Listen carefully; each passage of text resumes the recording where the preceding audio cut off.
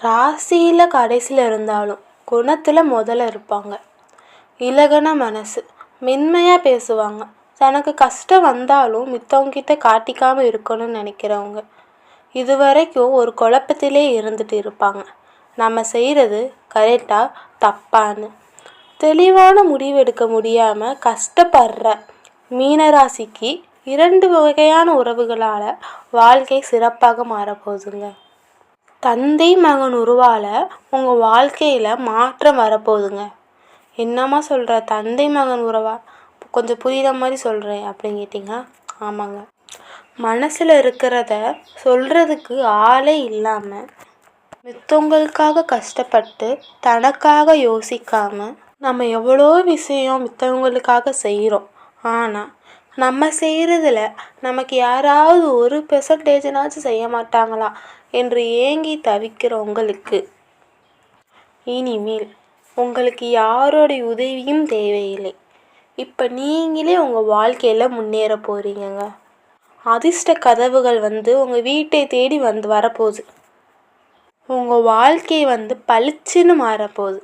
ஏன்னா இப்போ சூழ்நிலை எப்போதுமே ஒரே மாதிரி இருக்காதுங்க. இப்போ பணக்காரங்க இருக்காங்கன்னா ஒரு 10 வருஷம் கழித்து அவங்க எப்படி இருப்பாங்க நமக்கே தெரியாது. அதே மாதிரி தான் ஒரு அப்பா கஷ்டப்படுறாங்க, அவங்க குடும்பத்துக்காக ரொம்ப கஷ்டப்படுறாங்கன்னா அவங்க பையன் 10 வருஷம் கழித்து அவங்க பையன் நல்ல நிலைமைக்கு கொண்டு வந்துடுவாங்க. அதே மாதிரி தாங்க கோள்களும் ஒரே மாதிரி இருக்காது, மாறிக்கிட்டே இருக்கும். அந்த வகையில் 30 ஆண்டுகள் கழித்து, அதாவது 3 சகாப்தங்கள் கழித்து ஒரே ராசி கட்டத்தில் சூரியன் மற்றும் சந்திரனால் இந்த நவபஞ்ச ராஜயோகம் உருவாக்கியிருக்குங்க. அதுவும் இந்த செப்டம்பர் மாதம் உருவாக்கியிருக்குங்க. அதனால் மீன ராசிக்கு அதிர்ஷ்ட கதவுகள் உங்கள் வீட்டை தேடி வரப்போகுது. சூரியன் மற்றும் சனியால் இந்த நவபஞ்ச ராஜயோகம் உருவாக்கியிருக்குங்க. இதனால் அதிர்ஷ்டம் வரப்போகுது. பெயர், புகழ், பதவின்னு பொருளாதார ரீதியாக வளர போகிறீங்க. ஆன்மீக ரீதியாக உயர்வை அடைவீங்க. பதவி பலன், யோகம், ஆன்மீக வளர்ச்சி, விவசாயம், நிதி, சொத்து நிலைத்து வருங்க. உடல்நிலை மென்மேலும் உயருங்க.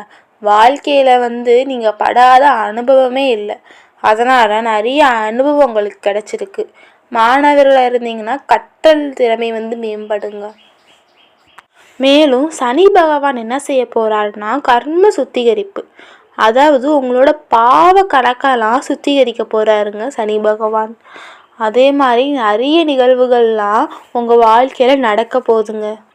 சனி பகவான் எப்போவுமே கர்ம பலன்களை தருவார். சூரிய பகவான் நம்மளை வளர வைப்பாருங்க. அதே மாதிரி தாங்க சனி பகவானும் சூரிய பகவானும் இணைவது சில சோதனைகளும் தரும். அதெல்லாம் தாண்டி நிலைத்த வெற்றியை சூரிய பகவான் தருவாருங்க. சனி பகவான் நம்மளை சோதிப்பார். ஏன்னா அவர் நீதிக்காரன், நேர்மைக்காரன், அப்படி தானே. அதனால் நம்மளை சோதிப்பார். இவன் நேர்மையாக இருக்கானா, நீதியாக இருக்கானா அப்படி சோதிப்பார். அந்த யோகை தர்றதுக்கு இவன் தகுதியான ஆளா அப்படின்னு யோசிப்பார். அப்போ நீங்கள் சோம்பேறியே இல்லாமல் கடகடன்னு வேலையை பார்த்தாதான் அவர் இவன் தகுதியான ஆள் அப்படி சொல்லி யோகத்தை உங்களுக்கு கொடுப்பாரு. அதனால் இந்த காலம் நீங்கள் தெளிவாக இருக்கணுங்க. சனி பகவான் தாழ்மையை கொடுத்தாலும் சூரிய பகவான் தன்னம்பிக்கையை கொடுப்பாருங்க. நீதிக்கு நேர்மைக்கு நீங்கள் உறுதுணையாக இருப்பார் சனி பகவான். அதனால் நீங்கள் நீதிக்கும் நேர்மைக்கும் உறுதுணையாக இருக்கணும். அப்போ தான் உங்களை சனி பகவான் மென்மேலும் உங்கள் வாழ்க்கையில் உயர வைப்பாருங்க. மேலும் சூரிய பகவான் அருளால் தலைமை பண்பு வளரப்போகுதுங்க. மீன ராசிக்கு மன உறுதி தரப்போகிறாருங்க. சனி பகவான் எப்போவுமே சோதனை தான் தருவார். அது சோதனை தாங்குறவங்க கிட்ட மன தைரியம் இருக்கிறதுனால தான் அது சோதனையை தரப்போகிறாருங்க. வாழ்க்கையை வெளிச்சமாக மாறப்போகுது. திறமைகள் உங்கள் திறமைகள்லாம் வெளில வரப்போகுது. திறமைகள் உள்ளுக்குள்ளே இருக்குது. இப்போ திறமைகள்லாம் வெளில வரப்போகுது.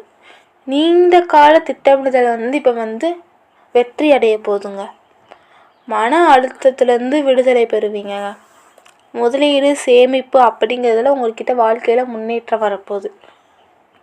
புதிய வேலை வாய்ப்புகள் உங்கள் வீட்டை தேடி வரப்போகுதுங்க. அதில் எந்த ஒரு ஐயமும் இல்லை. கடன் சுமை குறையும். இந்த கடன் தான் உங்ககிட்ட இருக்கிற பெரிய தலைவலியே சொல்லலாங்க. அதனால் கடன் சுமை குறைய காலம் வந்துருச்சு. அதாவது விஷ்ணு பகவானோட மீன் அவதாரம் தான் இந்த மீன ராசிக்காரங்க. அதனால் உங்களுக்கு கருணை உள்ளம் இருக்குது, தர்மத்தை காக்கிற சக்தி இருக்குது, மனதால் ரொம்ப மேம்பட்டவங்க இந்த மீனராசிக்காரவங்க. சூரிய பகவானோட ஞான சக்தியால் உங்கள் நண்பர்களுக்கும் உறவினர்களுக்கும் நல்ல ஒரு புரிதல் கிடைக்குங்க. அதனால் சனிக்கிழமை சனீஸ்வர பகவானையும், ஞாயிற்றுக்கிழமை சூரிய பகவானை வழிபாடு செய்வது ரொம்ப நாளுங்க. அந்த 2 நாள் தான் அவங்களுக்கு சிறப்பான நாட்கள். அதனால் அந்த நாட்களை அவங்க 2 பேர்த்தையும் வழிபாடு செய்யுங்க. சூரிய பகவானை வழிபாடு செய்வது உங்கள் வாழ்க்கையில் மென்மேலும் உயர்த்துங்க. தினமும் காலை சூரிய நமஸ்காரம் செய்யுங்க, அது ரொம்ப நல்லது. செம்பருத்தி பூ வைத்து சூரிய பகவானை வழிபாடு செய்யுங்க. சூரிய பகவானை வழிபாடு செய்வது எப்போதுமே நம்மளுக்கு பெருமையை தாங்க கொடுப்பாரு. அப்புறம் அப்பா மகன் உறவில் கொஞ்சம் சண்டை வரும். ஏன்னா சூரிய பகவானும் சனி பகவானும் உங்கள் கட்டத்தில் இருக்கார்ல, அவங்க உறவுனே அப்பா தந்தை மகன் உறவு தான். அதனால தான் அப்பப்போ கொஞ்சம் சண்டை வரும், அப்பப்போ சேர்ந்துக்கிங்க. அதெல்லாம் கொஞ்சம் பெரிய பெரிய பிரச்சனையாக வராதுங்க. திருமணம் ஆகாதவர்களுக்கு விரைவில் திருமணம் ஆக போதுங்க. பிள்ளை பாக்கியம் வரப்போகுதுங்க. அதனால் கெட்டதெல்லாம் விலகி நல்ல நேரம் வரப்போகுது. அதனால் அவசரமான முடிவெல்லாம் நீங்கள் எடுக்காதீங்க. மிகுந்த பேச்சு தேவையில்லை, பொறுமை தேவைங்க. உங்ககிட்ட சனி பகவான் இருக்கிறனால சோதனையை கொடுப்பாரு. அதனால் பொறுமை ரொம்ப அவசியம். பொறுமை இருந்தது அதுக்கப்புறம் உங்களுக்கு வெற்றியை தான் தருவார். அப்புறம் தியானம், யோகா, அன்னதானம் செய்யுங்க, ரொம்ப நல்லதுங்க. சிவன் கோயிலுக்கு செல்லுங்க, செல்வத்தை உயர்த்துங்க. ஆன்மீக சிந்தனை இந்த நாட்களில் உங்களுக்கு ரொம்ப அதிகரிக்கும். அரசாங்க வேலை வாய்ப்பு உங்களுக்கு வீடை தேடி வருங்க. கல்வி சார்ந்ததாச்சும் ஒரு தொழில் செய்ய போகிறீங்கன்னா கல்வி சார்ந்த தொழில் செய்யுங்க. அது உங்களோட வாழ்க்கையில் முன்னேற்றம் தருங்க.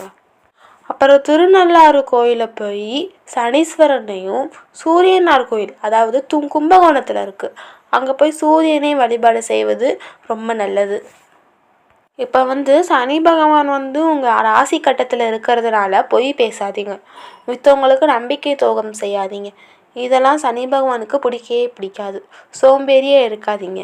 அதனால் எப்போவுமே பொய் பேசாதீங்க, மித்தவங்களுக்கு நம்பிக்கை துரோகம் செய்யாதீங்க, சோம்பேறியாக இருக்காதீங்க. குலதெய்வம் கோயிலுக்கு வருஷத்துக்கு ஒரு தடவையாச்சும் போயிட்டு வாங்க. அது உங்கள் வாழ்க்கையில் கஷ்டத்தெல்லாம் போக்கி நல்லதுக்கு உருவாக்கும். அதனால் பொறுமை ரொம்ப அவசியங்க. இப்போ கடந்த காலத்தில் செஞ்ச தப்புக்கள்லாம் உணர்ந்துக்கிட்டு இப்போ சரியாக வாழ போகிறீங்கங்க.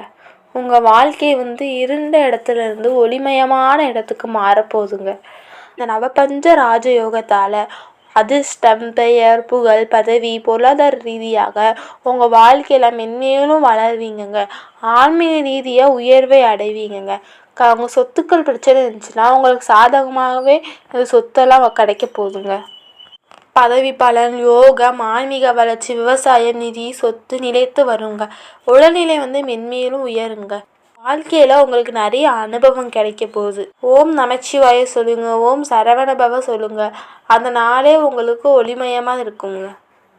அதனால் சனி பகவான் உங்கள் ராசி கட்டத்தில் இருக்கிறதுனால பொய் பேசாதீங்க, மித்தவங்களுக்கு துரோகம் செய்யாதீங்க. அவர் பொறுமைக்கும் நேர்மைக்கும் உதாரணமாக இருப்பார். அதனால் நீங்கள் பொறுமைக்கும் நேர்மைக்கும் ஒழுக்கத்தோடு இருங்க. சனி பகவான் உங்களுக்கு நல்லதே செய்வார். அதனால் சனி பகவான் கொஞ்சம் சோதனைகளை தருவார். அதனால் உங்களுக்கு கொஞ்சம் பொறுமை தேவை. அந்த பொறுமை இருந்தால் உங்கள் வாழ்க்கையில் இன்னும் கொஞ்சம் நல்லா முன்னேறுவீங்க. கடின உழைப்பு போடுங்க.